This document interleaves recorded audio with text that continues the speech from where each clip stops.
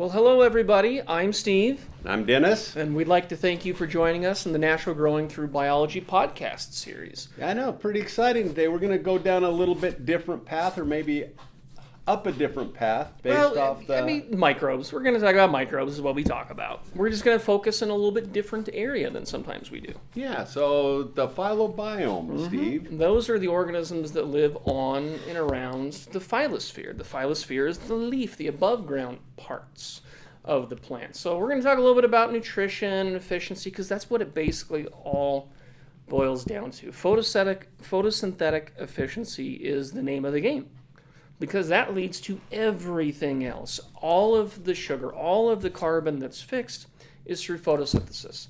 So if I can maximize the efficiency that a plant is able to fix that carbon and take that carbon from the atmosphere, it can build more sugars. And as it builds more sugars, it can produce more exudates, it can produce more plant serum metabolites, it can use more communication, it can do all of the things that it needs to do. But it all starts with that basic foundation of carbon. Carbon is the main building block of everything that we know. Carbon is the building block of life. Yeah, and so when we start to talk about the phyllosphere, in addition to when we start to talk about the exudates, we start to talk about enhanced nutrient uptake. Yep. We're going to talk a little bit about that. You know, the nitrogen, the trace minerals, all of those things that we want that plant to basically have based off of overall plant health. Yep. And putting more of those exudates back into the soil environment. It is critical that we think about this phyllosphere and the connection of how this all functions together. It's all interconnected. That's a good reminder. Yeah. So we're going to talk a little bit about that. We'll talk about the organisms and their function based off of the phyllosphere, and then a little bit on biotic stresses and abiotic stresses a little bit today. Sounds like fun to me. I know it is very exciting. But to get started here, you know, we really talk, does foliar nutrition work? Yeah. I mean, that's been a question out there. I talk to people all the time that say, well, I tried foliar and it didn't work. Or It feels so weird to still get that question because we're both so just in the camp of, well, yeah, of course it works. It works great. We use it all the time. And that's really what we want to focus on. Yeah. How are these little applications, when you go back to the idea of photosynthesis, how does this make a significant difference? And with that photosynthesis, what is the entire process that happens after that? And you know, this research goes back to, I mean, really the late 1945s, 60s, that when applying a fertilizer nutrient material to the above ground plant, we have seen materials that absorb by the plant at a much quicker rate and more freely than if they are soil applied. You know, Michigan State University used to talk about 4 pounds of nitrogen applied to the soil is like 1 pound of foliar applied. That was some of that information. And in fact, most of the efficiency method of applying these fertilizers, it really is more efficient when we start to talk about that when applied at the right rates, like you said, at the right time. Well, and it's targeted. It's when I think about if I have a bare spot in the paint on my house, do I paint the entire house to hit the one spot, or can I be targeted and hit that area that needs it? Or if I have some rust that's starting to show up in my car, I can take a purposeful application and target it where it needs it. And that's what we can do when we're utilizing these foliars. We can take the nutrition that the plant needs and give it to it exactly where it needs it, when it needs it. That's going to take some testing. And, you know, as we say every once in a while, test, don't guess. Exactly. We've got to know what the plant needs in order to be able to target it correctly.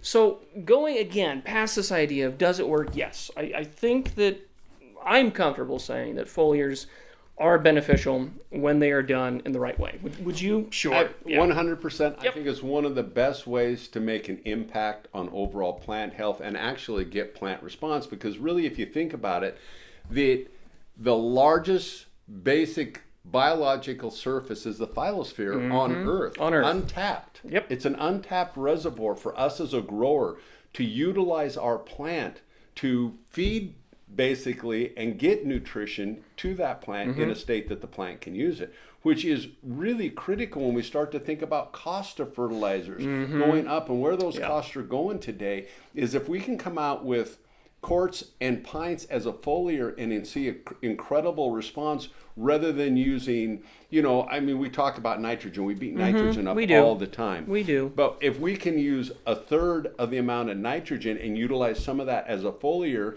and get basically 1 pound is like 4 the same pounds response. applied, Why would we not? Why would we not do that? Just not even talking about all the other effects that we kind of talk about all the time on how bad excess nitrogen can be. Yeah.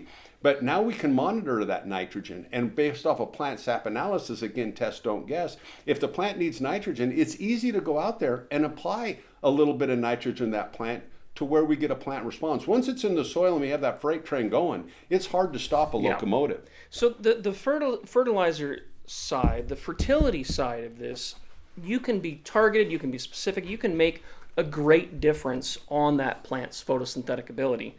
But then, it's Dennis and Steve's. We're probably going to talk about the microbes a little bit, aren't we? Yeah, and a lot of that goes down. I talk about basically the phyllosphere feeding that rhizosphere. Mm-hmm. We always talk about the rhizosphere and the effect of the nitrogen fixers, the phosphate solubilizers, all of those types of things. Mm-hmm. And in order to feed those, we have to have photosynthesis. Yep. And for them actually to reproduce and grow as designed, as you were talking about, the sugars, the carbons, the communication, all of those things that happen, if that plant is not photosynthesizing, then it basically can't produce those things. And that's some of the things that we look at. And I call it the trickle-down effect, Steve. I mean, that's really how I look at it, is what we are doing on that phyllosphere is really designed as plant nutrition, but it's really designed to feed the rhizosphere within that soil environment. Oh, it absolutely is. And again, as we talk about the rhizophagy cycle and that, I know we're supposed to be talking about phyllosphere. Why are we talking about these roots? Why are we talking about the microbes? Because again, the source of that exudate, the source of all those cookies that the plant is producing to feed the microbes is from photosynthesis. And so when we start thinking about what these plants can do, like Dennis was just saying, they're going to change their exudate profile depending on their needs, depending on time of year, depending on what's been over-applied or under-applied. All of those things that we spray, apply, or even what Mother Nature does has an impact and an effect on those exudates and on those hormones, on that plant itself. And I like this quote, plants can select their microbiota by releasing root exudates. Microbes are attracted by chemotaxis to the rhizosphere, by secondary metabolites. That's what's going on. So this plant is taking I'm just going to call them cookies, little cookie monsters down there. It takes all those cookies and it's forming the right cookie to attract the right organism. And we can also see, so we're just talking about exudates, let's talk about exudates in a little bit different area. There are leaf exudates, and I don't know if we talked about that much before, but the plant is purposefully producing different things. It can produce antimicrobial compounds that it can exude out onto its leaf. It also produces different metabolites that can actually physically encourage the growth of these organisms. So just like we see in the root, we have these zones of life. We have this rhizosheath. We have this zone around the root. The easy part in the root is moisture. The hardest part on the leaf is moisture access. These microbes have to have access to moisture, and they have strategies to work on that. So utilizing some of this communication, some of these exudates that are coming out of the leaf onto the surface of the leaf, the microbes are going to do what they do just like they do in the soil. They're going to build a home. They're going to build a little habitat for themselves. Well, and when you start to think about these exudates on the leaf, just like we talk about in the rhizosphere, a lot of that has to do, I've given that example in wheat with the production of rust when the conditions get right and all of those types of things. Mm-hmm. A lot of what we can see is basically how that plant defense system works. Yes. Is through this exudate system. Mm-hmm. Just like it is in the rhizosphere, the same thing happens in the phyllosphere. Either reducing microbial activity on that leaf structure for something that the plant doesn't want, mm-hmm. and increasing another microbial activity basically for the plant to get what it does want. So this environment actually functions as designed if we let it and let this have the plant have its energy that it needs in order to function as designed. Well, and it makes me think, talking to David Knaus of Apical and listening back to some of Bruce's presentations talking about when you go out in the wild and you find native plants, they're pretty much always balanced. They're going to have access to that nutrition, and they're going to work on that nutrition. And you think, well, how would foliar nutrition, that wouldn't matter out in nature? Sure it does. Every tiny little speck of dust that blows around, that settles, can be a new microscopic home. That can be a new place. We're creating, it's not soil matrix, but it's the same thing. We have that same nutrition potentially available. And so what these microbes are going to do is they're going to do the same thing they do in the soil. They're going to create little micro aggregates. They're going to create a home with their biofilms around that so they can start accessing that nutrition in a very similar way. So we like to talk about these and call them our phyllosphere friends. And we see that there are a wide variety of different molecules that are being spit out. There are bioactive compounds, antibiotics, biosurfactants, and a lot of these microbes are actually producing pigments, and some of those pigments are to protect themselves. And then if you have a plant that needs a little bit of extra sunblock, well, those pigments can help that plant as well. There's quorum sensing and quorum quenching molecules. There are VOCs, volatile organic compounds, that the plant is producing and spitting out. And those can spread through a large area. You can have a plant that's nowhere close to the target plant, the plant's being attacked, being signaled through these VOCs by neighboring plants. It could be a few rows over. Well, and if you think about it, this is a quote: the phyllosphere colonizing microbes play critical roles in multiple functions. Mm-hmm. You think about that nutrient availability, but when you really break it down, it's basically including plant productivity and fitness. Mm-hmm. It has an effect on leaf function and longevity, seed mass, apical growth, flowering, fruiting development, all of the things that we talk about in agriculture. This phyllosphere community plays a key role in these. And so often as growers, we kind of forget about that. But when we start to talk about leaf function, we talked about seed mass, we start to talk about fruiting and flowering development, those are critical. That's what you're making your money off of most of the time. And that's one of the things a lot of times we talk about for the fruit growers or the nut growers or whatever it might be. Applying your foliar application pre-bloom. Yeah. Seems strange. At bud swell. Yeah. A lot of guys think that doesn't make any sense, but this all has a function on nutrient availability. And as we talk about flowering, fruiting development, and then post-petal fall, all of these types of things, because it is so very critical in how this plant functions in order to function as designed. We often just forget about it when we talk about foliar applications, and does foliar really work? But when we start to add all these things together, how everything is connected, we really start to understand that it's much greater than a pint or a quart of this that we're applying to that plant. Well, and we need to think about some of these things the same way we talk about when we're doing soil applications. Is it a microbe food? We need to think about some of the foliar materials that we're adding. Are they carbon-based? Are they a microbe food? Because the more we can build up those populations, just like we see around the root, we see similar benefits on the leaf surface. We can see ecological roles, climate regulation. Having these organisms present on the leaf can help that plant during drought times, during frost times, during all of these abiotic times, which we'll touch on a little bit more here later. Phyloremediation, these organisms can help take harmful molecules and harmful substances out of that system. Just like we see down in the soil, these microbes producing that biofilm, they can tie up some of that material that would cause harm to the plant. They can do the same thing up on the leaves. We're seeing nutrient acquisition. I mean direct nutrient acquisition. These microbes on the leaf surface, they need access to the same nutrients as everybody else does. It's so crazy. It's so cool how similar these systems are. They don't look the same, but they're functioning so similarly.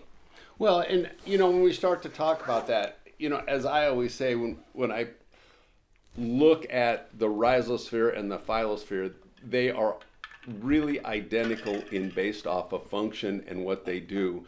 And as a grower, or really in the industry, we haven't talked much about the phyllosphere or the benefits of utilizing this phyllosphere community, these beneficial bacteria and fungal communities on the phyllosphere of the plant, these microbes, to basically enhance overall plant development. We so often get caught up in that soil environment Yes. and totally neglect the phyllosphere of the plant. And that's really why we wanted to talk about this today, is because it is so amazing when you start to think about this, the ability of creating soil health and plant health. And we're creating these zones of life, just like we talk about in the soil, around that rhizosheath, that rhizosphere. We have these organisms that are building homes, and Dennis talks about habitat building pretty regularly, and it's important, it's critical. And the easiest way that, the analogy that I like to give is, if it's cold and wet outside, I don't want to be outside. So what do? I go inside. So these microbes, same thing. The surface of a leaf is a very hard place to survive. It can be hot, it can be dry, it can be cold, it can be wet, it can be all of these things. So these microbes are going to be doing the same things. They're producing extracellular polysaccharides to build their biofilms. And while they're building that biofilm, they're creating a zone, they're creating that habitat that allows for their own survival. And in doing so, they're creating a larger area for that foliar material that's been applied to actually be functional. We have to maintain moisture for a foliar to be taken up by the plant. As soon as it dries out, no longer functional. We can't have any of that exchange anymore. Well, and so often we think of a plant surface as being smooth. And it kind of goes back to the idea, I don't know how many people remember this movie, but Honey, I Shrunk the Kids. Oh, yeah. And you start to think of, when we look at that, the crevices and the cracks, it's almost like the surface of the moon, I guess, that you would look at on a leaf surface when you think of it from a microbial standpoint. At their scale, yeah. At their scale. And it's amazing how they can create these environments in which they can function and live. Yeah. In between different cells, in between the different veins, in between the different trichomes, in between all these other areas that we view and think of as, it's mostly smooth. When we get down to that microscopic scale, it is. Those are like valleys. They're like mountain ranges to that microbe. So it's incredible, and in utilizing those spaces, by creating those biofilms, the microbes are allowing themselves to have better access to moisture as well as nutrition. We can find that there are specific phosphate solubilizing microbes that we can apply to the phyllosphere that help directly with phosphorus uptake. Same with potassium, same with iron and zinc, sulfur, copper, and the list goes on. And then we can go a different direction and talk about, like Dr. White has talked about in some of these glandular trichomes, these are sites of nitrogen fixation. We can have nitrogen fixation going on the surface of our leaf. We can have it going inside of the leaf, in the trichomes of the leaf. As we build this phyllosphere environment, or allow the microbes to build it themselves, because we're not doing it, they're doing all the work. As we give them the opportunity to build that environment, we're reaping all of those benefits. So we can focus on just the fertilizers. We can focus on the fertility impact. We can focus on the photosynthetic efficiency. But we're seeing a lot more going on there, and a lot of that has to do with the communication. Well, and we so much think of this just being on the surface of the leaf, but it's not just the surface of the leaf or all this. These actually, like we talk a lot about endophytic nitrogen fixers. But actually, these microbial communities get down into that layering system of that leaf. It's, we so much have to be black and white when we start to think about how it's just on that surface, it doesn't go any further. Nope. Well, that's really not true. No. The spongy mesophyll, the palisade area, all of those intracellular spaces, those areas inside of the leaf, that's wet, it's protected. That is a fantastic zone for these organisms to survive. And they do. They utilize those areas as a great place for their own survival. But we also need to think about taking a little bit of a step back when we start talking about, okay, so we've started to lay the foundation of how important these things are. Are there things that people commonly do that can cause negative impact? Well, and that's one of the reasons why you talk about the idea, well, I tried foliar and it didn't work. Yeah. So often one of the questions I get asked all the time is tank mixing. Can I tank mix it with my fungicide? Can I tank mix it with my insecticide? Some companies say you can. Yes, but when we start to think about, can you tank mix these things together? And is it going to have an effect basically on the nutritional profile of what you're trying to put onto that plant? In a lot of cases, maybe not. From that standpoint, you can probably tank mix it. Sure. You know, you do a jar test. It looks like it's all going to be fine.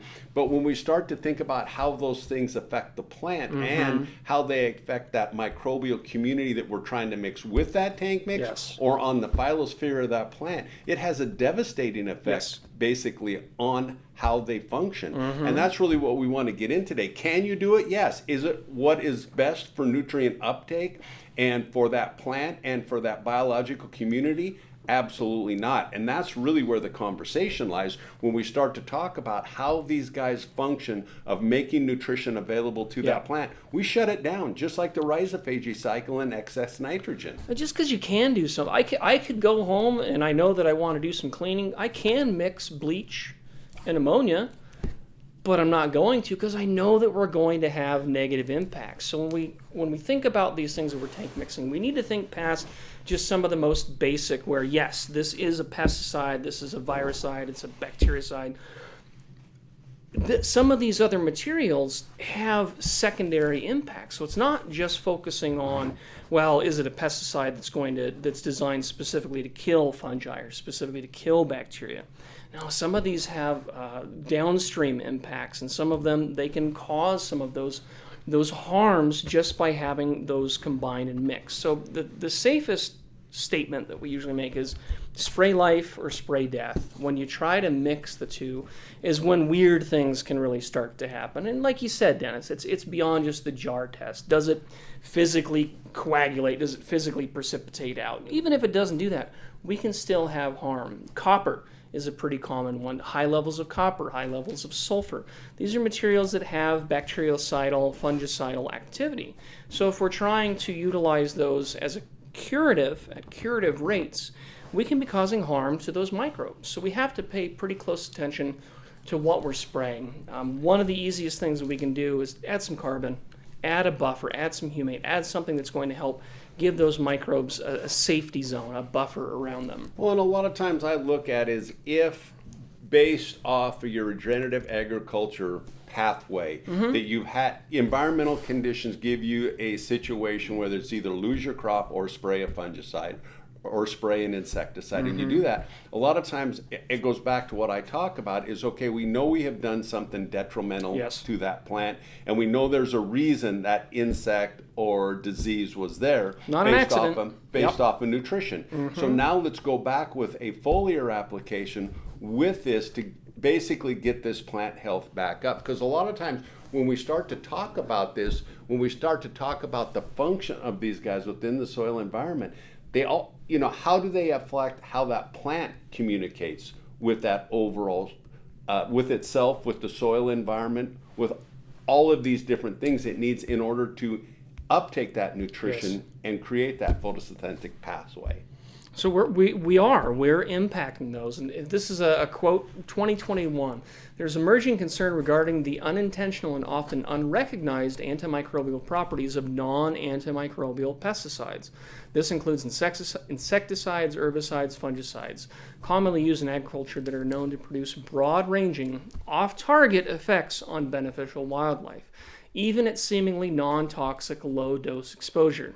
Notably, these obscure adverse interactions may be related to host-associated microbiome damage occurring from antimicrobial effects rather than the presumed toxic effects of the pesticide on the host. So, basically, to summarize that, when we do things that cause harm to our phyllobiome, it has downstream consequences. We can think that we're only, I did a little bit of harm today. I applied a little bit of pesticide, not that big of a deal. Well, then we start thinking about how do these pesticides function. We listen back to Dr. Huber, and we hear that most of these are functioning as chelating agents that are causing harm. So we're impacting those non-target organisms. So if I wipe out a whole group of beneficial organisms, all the bacillus are all of a sudden gone. Just like we talk about in the soil, the plant can no longer rely on those organisms. The same is true in the phylosphere. As we wipe those organisms out or we damage those organisms, we're losing not only their direct impact on the plants, maybe their nutrient uptake, maybe their abiotic stress protection, but we're also impacting the other organisms that rely on that or that communicate with that, because all of these organisms are constantly, through their quorum sensing, talking to each other. So as we change one, we change many. It's like a domino effect. Yeah, and it comes down to the idea of we spray basically these onto as a foliar application onto the plant. And then what we see is basically that plant changes in its nutrition and its secondary metabolites. So now it basically doesn't get the nutrition uptake, and its metabolites, basically those exudates going into that soil environment, now are not the same as they would be if they had not been sprayed. Kind of like that downstream effect, as we say. And then we start to think about how that impacts soil fertility and soil building, basically your polysaccharides, all of those things, your carbons, all of those things that build soil health to feed that soil microbial community, which part of the reason we do this foliar application is to enhance microbial communities within that soil environment. So by one foliar application of a fungicide and insecticide, we literally shut down the communication process of that plant with that, from the phyllosphere to the rhizosphere, with nutrient uptake. As I said, the trickle down effect. That's why we're doing it. Yeah, and sometimes that trickle down feels more like an avalanche. It's coming to just force you and rub you out. So we see these impacts, and when we're taking these pesticides and we're spraying them, we see direct damage. And that's one of the things that's a little bit easier to understand and easier to talk about. So we see direct oxidative damage, DNA damage, prevention of cell cycling. So all of these things that would be happening to the plant, or all of those purposes that we're utilizing that pesticide for on the plant, these microbes are alive. They're going through similar living biological processes. So we're impacting those as well. And, I sometimes talk about it from the idea, Steve, that, having a grower have an understanding of, as we say, how everything is connected, but everything that we do as a grower has a positive or negative impact on overall crop health and yield. Yep. Every single thing that we do. And this just brings back the idea of our foliar applications. When we start to think about that, they can have such an amazing effect on overall plant health, overall yield, overall soil health. And when we talk about regenerative agriculture, our whole focus is better soil health, better soil quality, better water holding capability, better nutrient holding capability, less compaction, more oxygen, all of these things that we want to do.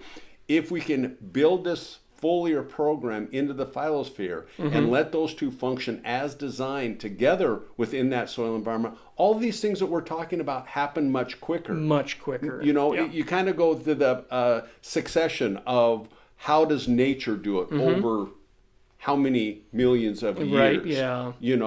All we're trying to do is enhance everything in that plant's ability to speed this process up. Because as we build that soil environment, then like you say, we see less drought stress. We see less environmental stresses. We see less of the impact of susceptibility to insects and disease. All of these things, as you said, the domino effect, start to basically fall in our direction to overall plant and soil health. And a lot of, so we talk about these fungicides, insecticides, pesticides. A lot of times I talk to growers, if you have to use them as you're making this regenerative transition, do it, but have an understanding of it's just not a targeted one thing that we're going after. We're just not controlling rust on that plant. We're negatively impacting the rust so it doesn't overtake, but we're reducing that plant's ability to function as designed. We change the insect profile of our beneficial insects that might be there on the plant. We change that microbial in the rhizosphere of that plant. All of these things are the downstream effect when we have to spray one of these. So a lot of times the question is, ask yourself, do I really need this? Will the environmental conditions change? Can I go out with a beneficial foliar application and see the exact same results? These are the questions as a grower that you have to ask when you're trying to build overall crop health in this regenerative practices. Yeah, and we're not saying if don't use something, we're saying be cognizant. Think about what you're using, how you're using it, when you're using it. Just like you wouldn't want to over apply fertilizer because it's a waste of money. Well, there's more damage that can occur here. So if we're overutilizing some of these materials, we need to realize that we're causing harm. It's like using an antibiotic. When you take an antibiotic, it's to cure a sinus infection or whatever it is. Well, you just wiped out a lot of those species in your gut as well. You have other impacts that are happening, and the plant is moving a lot of these molecules throughout. So if I have an antimicrobial material that I apply to the leaf, guess what?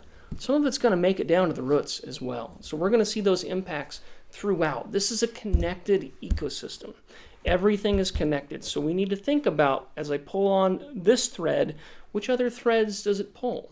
Well, and when we start to talk about this, when we look at overall plant nutrition, you had talked about if you apply too much fertilizer, it's not only the excess of that fertilizers, but it's the deficiencies that are caused by that excess within that soil environment. We see the exact same thing on the phyllosphere of the plant.